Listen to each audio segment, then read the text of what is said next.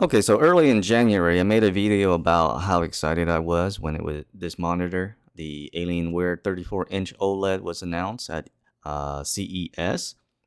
However, I did stated that I wasn't very sure if I was going to pick it up because I wasn't sure if I wanted to downgrade from a 38-inch to a 34-inch. So I hesitated when it first launched in March.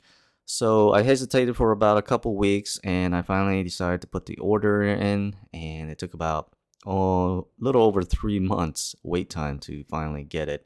And so here it is. I've had it for a week now. I gave it a little bit of time to settle in, gave myself a week to adjust to the lower resolution, the smaller screen size, and I'll tell you about my initial impression right when I finished installing it, booting it up for the first time, and making the adjustments to my liking. I'll tell you that I was not blown away by it. I've used an OLED monitor before, the LG 48 inch. It's not really a monitor, but I've used an OLED as a monitor before. So that's probably why I wasn't blown away by this Alienware, because I've experienced it before. It could be a different story for someone who's completely never used an OLED as a monitor or an OLED in general, or you're upgrading from a smaller screen size to an ultra wide for a first time, for example. So you might be blown away by that, but I'm just stating my experience. When I first booted up, I was not blown away. Now that a week has passed, I can still say the same. It's a nice monitor. Don't get me wrong. It's really nice. It looks really good, but I'm not blown away by it. It's just because I've been using this 38-inch X38 from Acer for about 8-9 months now, and I really love this monitor. I think 38-inch is the perfect size for an ultra wide. I've tried a 49-inch. I didn't like it. Too much distortion on the sides for me, and it's a little bit too big. So I really like 38-inch, that 3840 by 1600 resolution.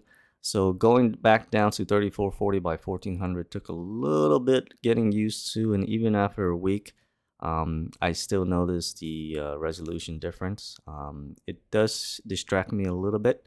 I still haven't gotten used to it yet, but I mean, this 38-inch for an IPS, it's really good. It's very comparable to the Alienware.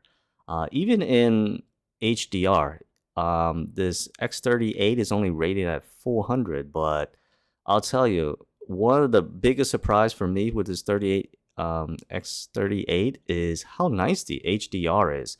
I mentioned it before, but I'm just blown away by only 400 nits. This X38 is pretty amazing for when it comes to HDR. I mean, if you take a look at some of the games in the background I have running right now, you can't possibly really tell that big of a difference. I don't know if you can, but personally, I'm looking at it and I really can't tell that huge of a difference. Okay, so when it comes to gameplay, the Alienware feels a little bit snappier. It has a bit more. It's a bit more responsive than my X38. That's the first thing I noticed right off the bat, and the obviously the black is a little bit better. In a well lit room, you won't be able to tell the difference, but in a darker room, darker setting with a little bit less light, which is what I like to play it in. You can definitely tell in dark scenes, especially Resident Evil that you play right now. The IPS has a little bit more cloudier look, and obviously the Alienware is nice, pure black. So really, that's the only big significant difference I would say between these two monitors, and the slightly more responsiveness with the Alienware. That's after a week. Those are the two biggest thing that jumps out at me. Uh, so if you're looking for a monitor that that does both productivity and looks and play really well at the same time. Something like an X38, I think, is a little bit better. But if you don't care about productivity and all you care about is gaming, and you're looking for an OLED, there's really no other option right now but the Alienware, and I do recommend it very much for that. But if you've used an OLED before, especially an LG one, don't expect to be really blown away by it. Um, I think some of the early reviews got a little bit too much on the hype train. It's a great monitor, don't get me wrong, but like I said, if you experience OLED before or other high-end monitor with HDR, don't expect to be super blown away by this monitor. But if you haven't, you're gonna absolutely be blown away by it. All right, so a couple things that I like about this monitor. First off is how light it is. It's OLED, so obviously it's going to be pretty light, and the how slick it looks, especially the stand. It looks really slick, and it's pretty much just a snap-on in the back, and you can set it up within like a less than a minute. And also the fan, I don't hear it at all. I was worried about the fan noise upon hearing some reviews, but I don't hear it at all. Even in a super normal quiet room, I don't hear the fan at all. And also another thing I like about it is how, like I said, responsive gaming is and everything in general. So it's definitely better than my X38. Now, one nagging thing that I don't like about this OLED is the fact that after about 20-30 minutes, if you don't use it, it kind of auto turns off, and you have to turn it back on every time. It doesn't just go to sleep mode. It's just auto turns off after a while, and I think that's because it's running the pixel cleanup in the back. I believe that's the reason, but it's pretty annoying if you're someone that go AFK a lot and you come back and it's turned off. So you always have to turn it back on and off. All right, so at the end of the day, am I going to keep this? I think I will, because if anything, it's still an OLED monitor, and that for me personally trumps everything.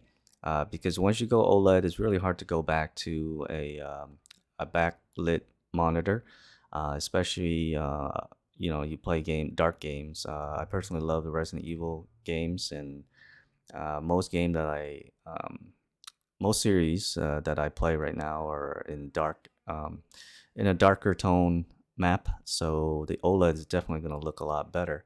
So I think I'll keep it. For productivity, I'll probably continue to use my X38. That monitor is a lot brighter than my OLED. The QD-Oled is definitely a little bit brighter than normal OLED, but don't expect it to be like that much brighter. It's not going to be as bright as you hoping it to be. Maybe next generation QD-Oled will be brighter, but as of right now, I've turned everything on max, and I still notice it's not as bright as I would like, but that's just me. Other people might find it, just fine, but I personally like my screen a lot brighter than normal. But yeah, like overall, I think I'll keep this. It's still an excellent monitor, but I'm not super blown away by it. And like I said, I think if there's a 38-inch OLED within the next few years, I think that's going to be the perfect monitor for me. But as of right now, I'm happy with this monitor, and I'll continue to use it. And if there's any more things that creeps up and I feel like I need to cover, I'll make another video. And also, if there's any game that you guys want to see it displayed in comparison to my 38, just let me know in the comment section and I'll make that video. But for now, that's it. Thanks for watching. I'll catch you in the next video. Peace out. Take care. Sir, are you alright? Stay back! Don't come any closer! Hey, come on. There's a helicopter waiting to take you to safety. What safety? I'm not going out there! The only safe place is in here.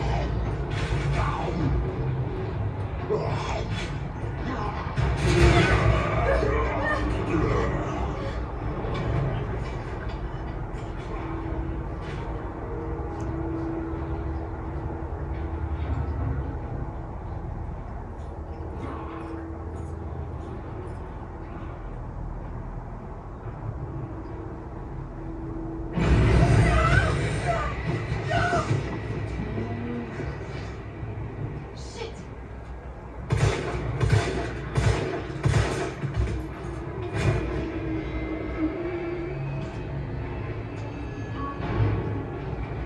Come on.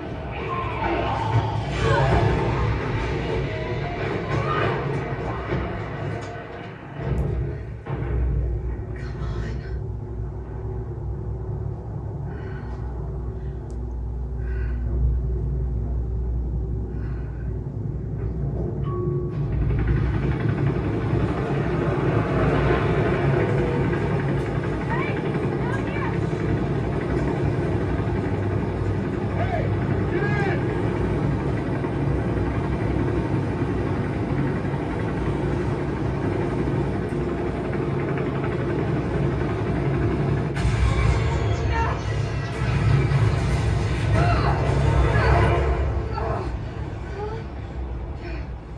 down here!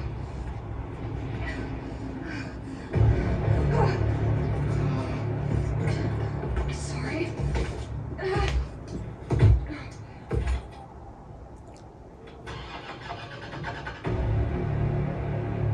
Come on. Start, damn it!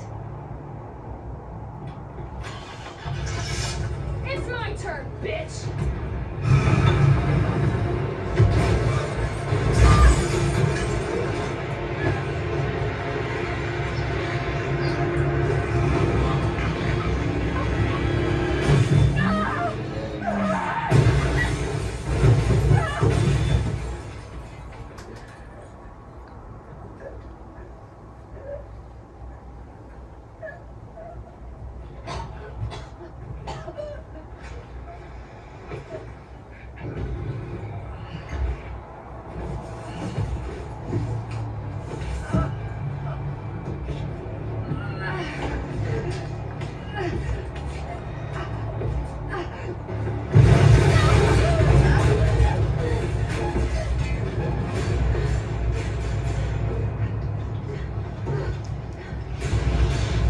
Hey! Fuckface!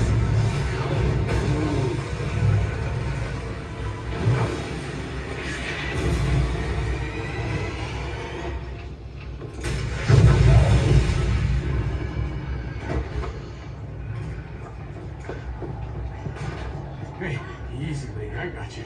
Who are you? What are you doing? Name's Carlos, and I'm saving you. Come on, let's get you someplace safe.